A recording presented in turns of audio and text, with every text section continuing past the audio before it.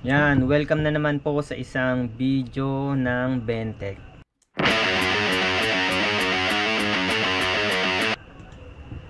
So magbi-video reaction lang tayo dito sa video ni ni Site TV Print and Cut. Nag-viral yung video niya na naglilinis siya ng printer head. Yan.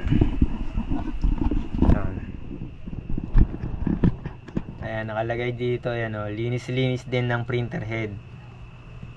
Ayan, tas ang daming likes, oh. Tas ang daming comment. Ayan.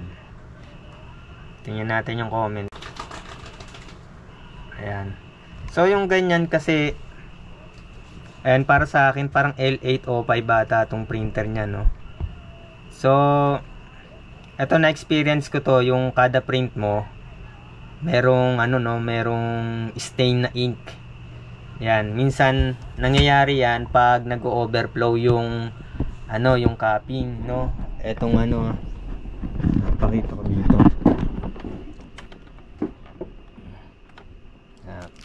Dito na lang sa L120, no. Wala akong L805 eh. On natin, tanggalin yung saksak. Yan. So, minsan dito, nag-overflow siya. Then, mag-i-stuck dun sa printer head. Dun sa ilalim ng printer head.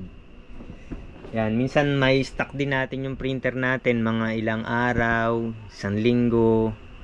Yung ink niya, kakapit na dun sa, sa pinaka-surface ng printer head. Then, mapapansin ninyo,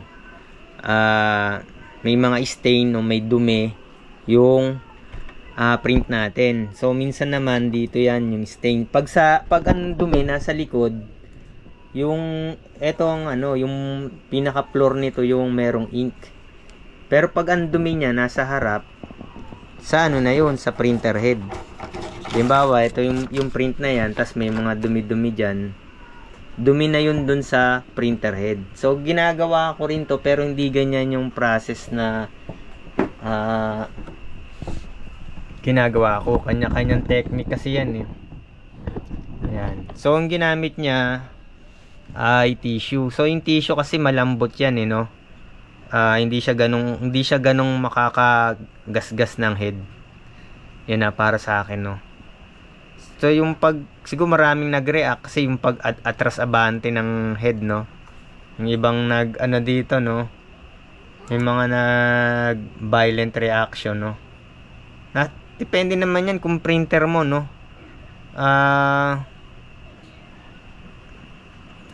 Yan. Ayan. Nasa sa inyo naman yan. So, ito nga, do it at your own risk, no. Kasi mahilig tayong manisi. Lalo na kung nakakapanood lang tayo ng video, ginawa ko, nagkaganito yung printer ko, nagkataon na nasira. Nasisisi na dun sa video tutorial.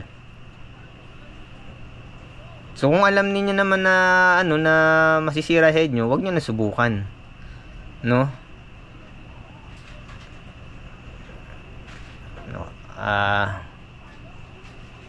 Ayan, no. Recommended ba yan? Parang hindi. Ewan ko lang, katuwaan to ni Site TV, pero may sense din naman yan eh.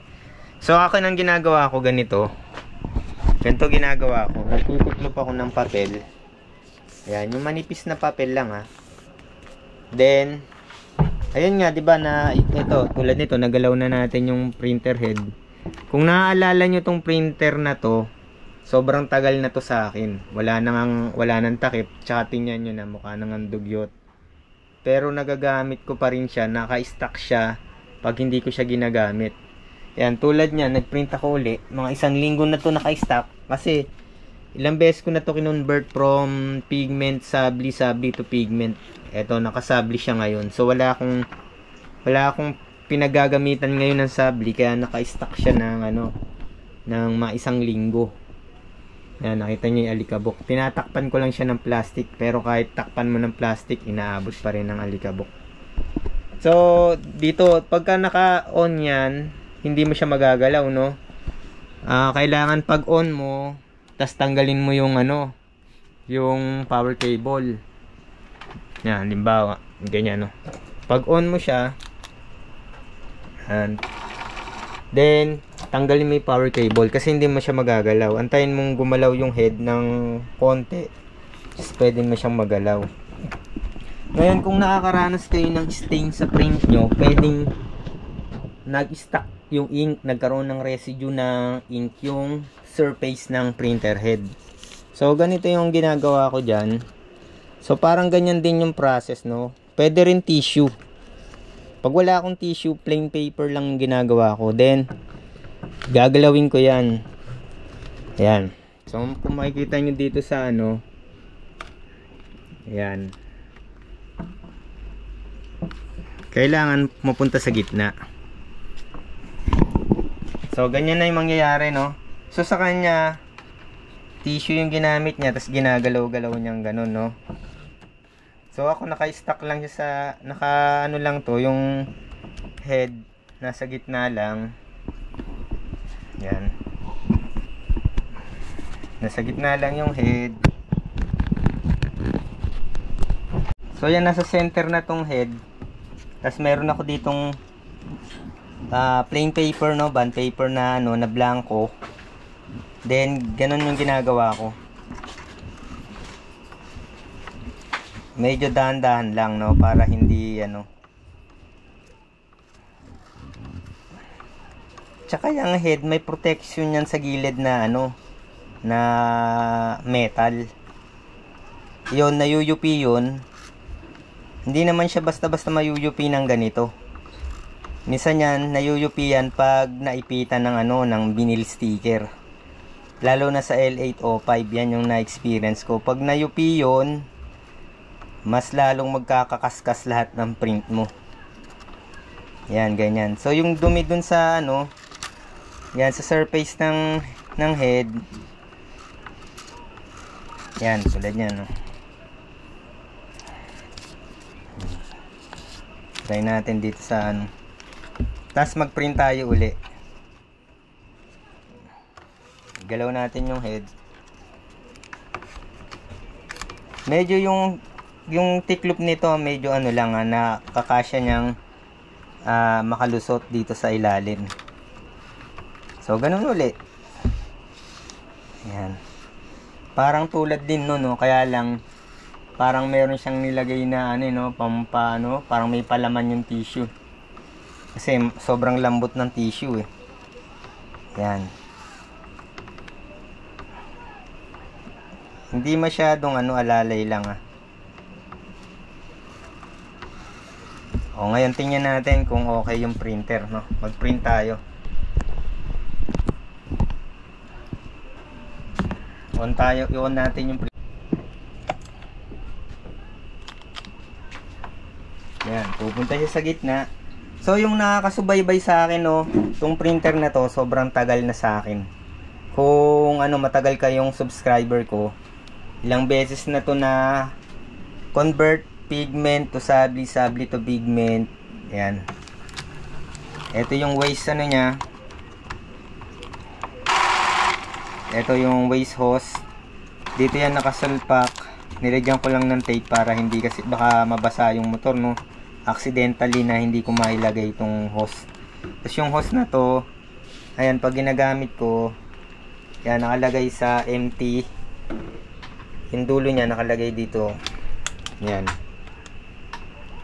So may nagtatanong din, no, ba't daw mabilis mapuno yung ano niya, no? Kasi kada on mo rin yan, may ink na matatapon dyan. Yan. Lalo na yung mga printer ngayon, no, ano, yung ibang printer nagsiself ano yan eh, self cleaning. So ito, wag nyo nang pansinin, talagang ganyan ngayon kapangit, madumi. Pero okay pa naman, basta okay yung performance ng printer. Yan. So maglagay tayo ng bond paper. Parang ganun din sa process ni SciTV. Ganun yung ginawa niya. Ako naman, no, parang nilagari-lagari kung ganun yung ano. Ayun yun, pag nagkakakaso ng dumudumi yung ano, yung print out natin sa ibabaw, no. Pero pag sa ilalim, ito lang lilinisin nyo, yung pinaka floor, no, yung sahig nito. Pag sa ilalim yung dumi. Kasi minsan yan, lalo na sa L3210, kakain siya, no, kakain siya, pero minsan hindi talaga napid ng ng maayos yung papel, may iwan lang siya dito sa feeder. Pero yung printer head mo gumagalaw pa rin. No, ang tendency nun, syempre, yung ink na ini-spray niya mapupunta dito. Kaya yung next print mo, dudumi yung ilalim. No? Ayan. So, print tayo ng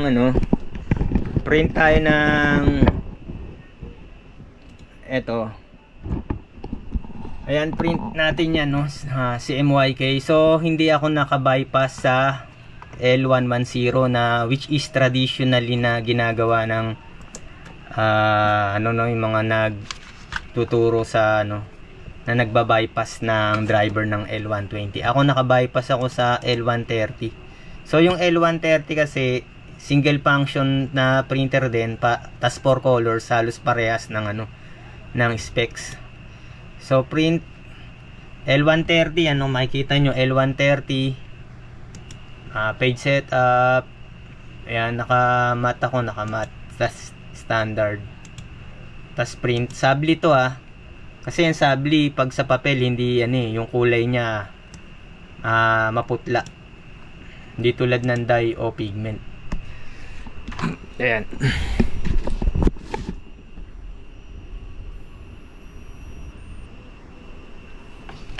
Etong error na to, normal yan, no? Kasi naka-bypass. Yan, no?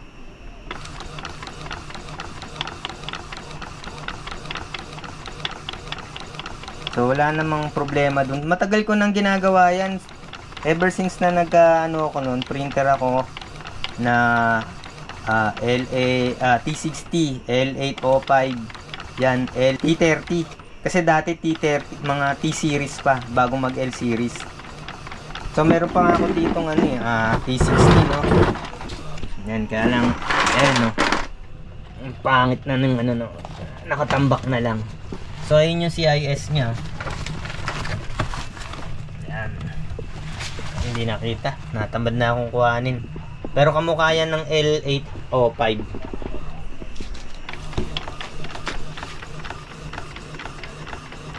So, kaya ganyan yung kulay niyan, naka-sublimation to. So, ilang mga 1 week na mahigit. Kailan ba huling gamit ko nito? Nung Father's Day. Sa nung nagprint ako ng ganito, ng mug. Yan. So, ayan, okay pa naman, no?